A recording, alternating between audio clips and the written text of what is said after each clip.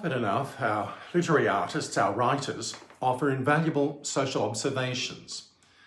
They have the gift of intuiting the deeper currents and the mood in the nation, long before many others.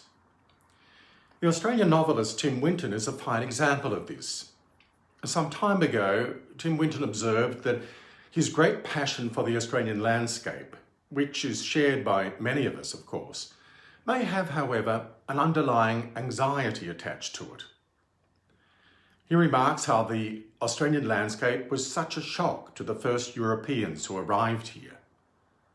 As he wrote, how they loathed for it failing to be Europe, how infuriated they were with its perversity, its odd weather and backward running rivers and cookie animals, how disappointed they were time and again. Witness the names: Bitter Creek, Useless Loop, Mount Misery. A fresh continent, the great Southland, was discovered at last. But what collective disappointments, what confounding of expectations must have ensued for the English to be only able to imagine the future of their new possession as a dumping ground for the Victorian underclass.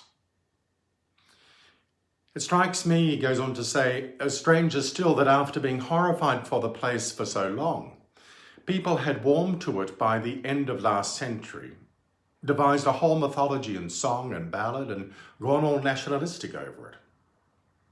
Suddenly they felt they had the hang of Terra Australis.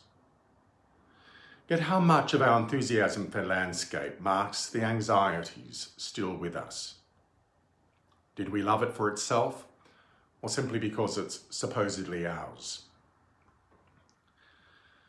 Well, for Tim Winton and others, one of the distinctive characteristics of the Australian landscape is the way that it resists being tamed, resists being domesticated.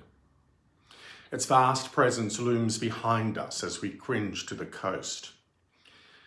It'll be centuries before men are truly at home in this country, wrote the poet Les Murray.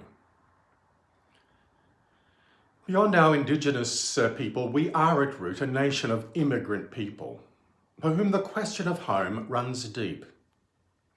How often home is not here. It is an Indonesian city, a Dublin street, a Filipino province.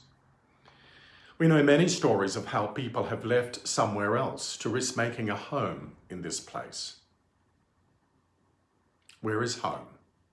Where is our home? My home? What defines home for me? Where is the place in which I feel most deeply connected? From where do I most fully draw life? These are the questions of immigrants, and not just of immigrants, but all of us in some way. They're also our questions as followers of Jesus. Because to believe in the gospel is, in a sense, to become an immigrant of the heart and of the spirit, and to confront the difficult question about where our real home might be. When Jesus asks his disciples where they leave him, as have many others, he's asking the question of where will they make their home. When Peter responds, "Lord, to whom shall we go?" he is affirming that the message of Jesus alone answers the deepest and truest hunger for home. In Jesus, we have found our home. The one, however, who makes their home in Jesus also takes on themselves a certain exile, a certain restlessness. I think this may be so in two ways. Firstly, like the great Australian landscape, the gospel, that place to which we have come home, resists domestication and taming. It keeps confronting us as a question, coaxing us, goading us to think in new ways. And therefore, we are never allowed the luxury of fully feeling settled. We become pilgrims, never quite satisfied that the end has yet been reached.